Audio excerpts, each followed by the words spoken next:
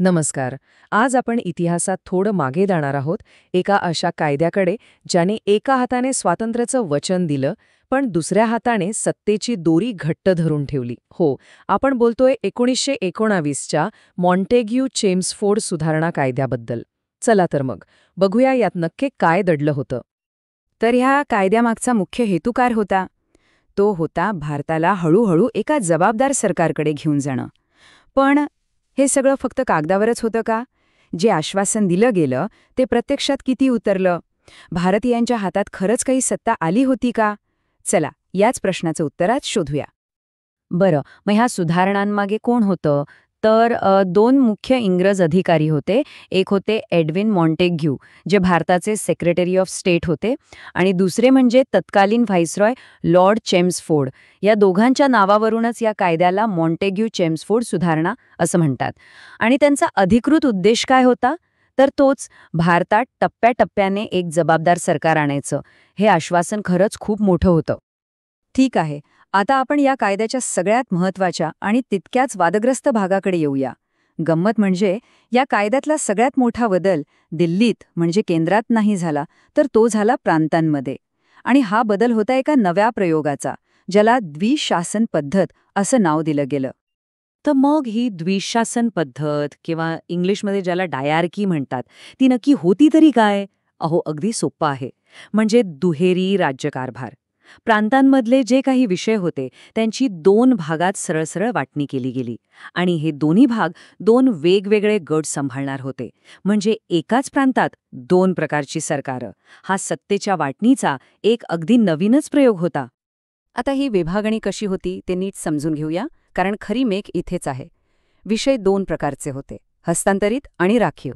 आता बघा, शिक्षण, आरोग्य, शेती असे विषय भारतीय मंत्र्यांकडे दिले, म्हणजे हस्तांतरित केले. आणि हे मंत्री विधान परिषदेला जबाबदार असणार होते. छान वाटते ना? पण थांबा, खरी ताकद कुठे होती? तर ती होती अर्थ, पोलीस, न्याय, जमीन महसूल यांसारख्या विषयांमध्ये. आणि हे सगळे विषय गव्हर्नरने स्वतःसाठी राखीव ठेवले होते. आणि गंमत म्हणजे ह्या विषयांवर गव्हर्नर कुणालाही जबाबदार नव्हता. याचा सरळ अर्थ काय? तर महत्त्वाचे सगळे निर्णय, पैशाचे निर्णय, कायद्याचे निर्णय, हे सगळे अजूनही इंग्रजांच्याच हातात होते. तर ही होती प्रांतांमधली गुंतागुंतीची सिस्टीम. आता आपण दिल्लीकडे वळूया, म्हणजे केंद्रीय पातळीवर काय बदल झाले ते पाहूया. कारण या कायद्याने फक्त प्रांतांमध्येच नाही, तर केंद्रातल्या कायदेमंडळाची रचनासुद्धा पार बदलून टाकली. इथे खूप मोठा बदल झाला. भारतीय इतिहासात पहिल्यांदाच केंद्रात द्विगृही कायदेमंडळ आलं, म्हणजे दोन सभागृह. आज जसं आपलं लोकसभा आणि राज्यसभा आहे तसंच काहीसं. जुनी एकच विधान परिषद होती, तिच्या जागी आता राज्य परिषद म्हणजे अप्पर हाऊस आणि विधानसभा म्हणजे लोअर हाऊस आलं. आणि सगळ्यात महत्त्वाचं काय, तर ह्यातले बहुतेक सदस्य थेट निवडणुकीने निवडले जाणार होते.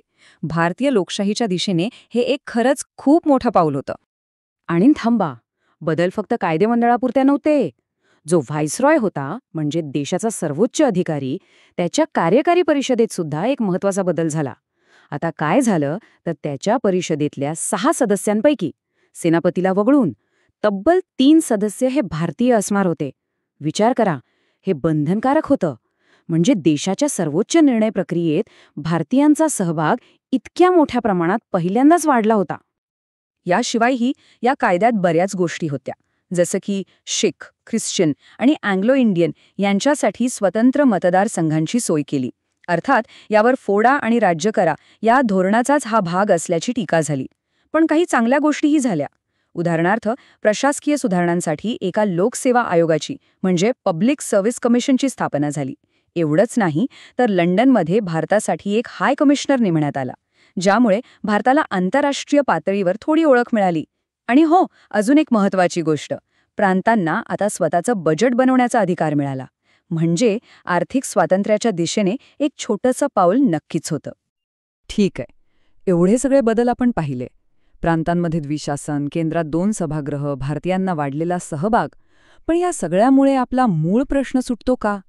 या सुधारणांमुळे खरंच एक जबाबदार सरकार मिळालं, की ते वचन अपुरंच राहिलं? आणि खरं सांगायचं तर या कायद्यावर टीकाच जास्त झाली. का? कारण कागदावर अधिकार दिले होते, पण खरी सत्ता म्हणजे व्हीटो पॉवर ती गव्हर्नर जनरल आणि गव्हर्नरांच्याच हातात होती. प्रांतांमध्ये तर गोंधळच होता.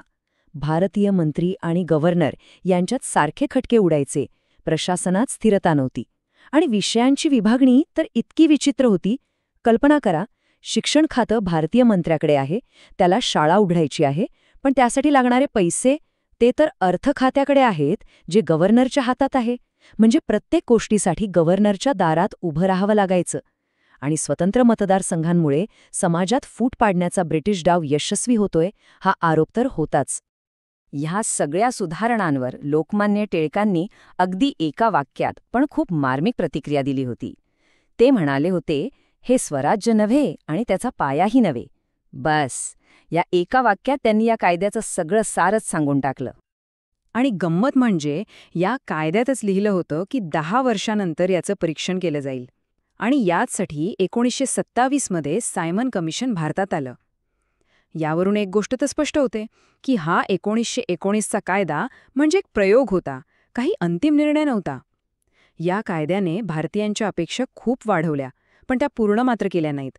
म्हणूनच हा कायदा स्वातंत्र्याच्या लढाईतला एक असा महत्त्वाचा टप्पा ठरला, ज्याने पुढच्या अजून मोठ्या संघर्षाची जमीन तयार केली. मग शेवटी प्रश्न हाच उरतो की अशा अपुऱ्या सुधारणा मिळाल्या नसत्या तर कदाचित आपल्याला पूर्ण स्वातंत्र्याची खरी किंमत कळली असती का?